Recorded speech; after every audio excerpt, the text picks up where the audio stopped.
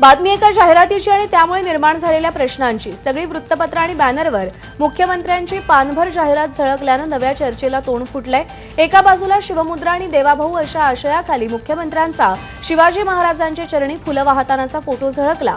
यासाठी 40 ते 50 कोटींचा खर्च केल्याची चर्चा आहे। मात्र ही जाहिरातबाजी फडणवीसांना अंधारात ठेवून महायुतीतल्या मित्रपक्षांनीच केल्याचा दावा रोहित पवारांनी केलाय। मराठा आरक्षणाचा जी.आर. काढत राज्य सरकारनं मुंबईमध्ये धडकलेलं मराठा बांधवांचं वादळ परतवून लावलं। त्यामुळे जरांगेंना थोपवण्याचं श्रेय नेमकं कुणाचं याची कुजबूज पुन्हा एकदा सुरू झाली आहे।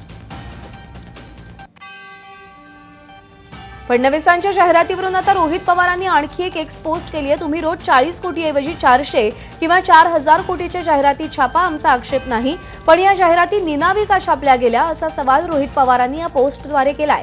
या जाहिराती भाजपनं दिल्या असतील तर आपल्या नावानं जाहिरात का दिली नाही, आणि भाजपनं दिली नाही तर मग एखाद्या कंपनीनं किंवा मित्रपक्षाच्या अडचणीत सापडलेल्या नेत्यानं उपकाराची परतफेड म्हणून या कोट्यवधी रुपयांच्या जाहिराती दिल्या आहेत का, असे अनेक सवाल त्यांनी एक्स पोस्टच्या माध्यमातून केलेले आहेत। तर रोहित पवारांचे काही प्रश्न आहेत। एकीकडे राज्यात रोज 8 शेतकरी आत्महत्या होत आहेत आणि अतिवृष्टीनं संपूर्ण महाराष्ट्राला झोडपलंय। असं असताना वृत्तपत्रांच्या पहिल्या पानावर विमानतळांवर कोट्यवधी रुपये उधळून जाहिरात देणाऱ्या सरकारची वृत्ती बघून मोठी चीड आली। परंतु देवेंद्र फडणवीसांसारखे मोठे नेते अशी चूक करणार नाहीत हा विश्वास होता।